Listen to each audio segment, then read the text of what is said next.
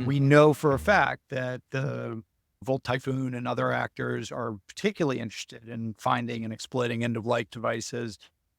Manufacturers, they don't compel customers to stop using it once they've stopped supporting it, but it does seem like there's a public health risk for these devices that we need a way to address. I don't know who it falls to be the cop on the beat for that, but I'm interested in your thought or Sophos' thought on what do we do about all this end-of-life stuff? I'm really glad that you brought that up, actually, because that's the third phase of the attacks that we saw. So as we got better and better at burning the operations and also shoring up our firewall platform as well, we just increasingly had this kind of end of life, which we call this digital detritus problem, where only the customers that are still our customers upgrading their devices are getting all these fixes. So you still end up with this kind of vulnerable old population that, as you say, it's not just about the risk to that organization. They might have a very kind of high risk tolerance. They might not care, frankly, but there's a greater risk to our kind of overall digital ecosystem. The one thing that we know is that we can act unilaterally on this. If we got really aggressive and push customers too hard, who have their budget constraints, who have their resource constraints, they're simply going to go to another vendor. That's not going to be good for our business, but it's also not going to be good for the ecosystem.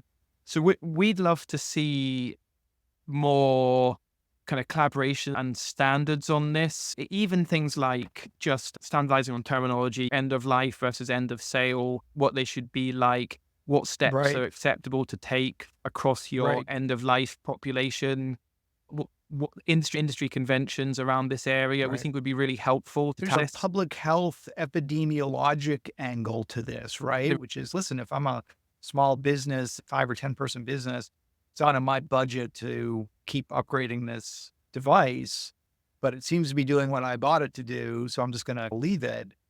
From their standpoint, that's fine, but from the broader public health standpoint, it's really a problem. I think the start is just having a common standard on how long devices are supported for, when they get end of life. It's impossible. People might say, why don't you just backport patches for forever? Hardware evolves. Right, we can't run our latest software on hardware that was built 10 years ago. So there's a backstop there. Risk also goes up. Obviously, the industry's very recently learned about the risks of a large widespread update going out across a lot of systems quickly. If vendors we have to test these updates, and hardware changes over time, software changes over time. So you get this kind of combinatorial problem where you have to test on huge numbers of different versions of hardware and software. I mean, it just gets extremely complex. There's more problems, the more likelihood that you're going to screw that up. So there's a lot of good reasons why vendors can't support forever, or TPMs. Old devices don't have TPMs, and TPMs are critical for the kind of modern defenses. So I don't have the solution, but I certainly know it's an area that needs a lot of attention for our kind of collective digital resilience. If you liked what you heard, subscribe to the Security Ledger podcast, or check us out on your favorite podcast app, including Spotify, Apple Podcasts, and Amazon Music.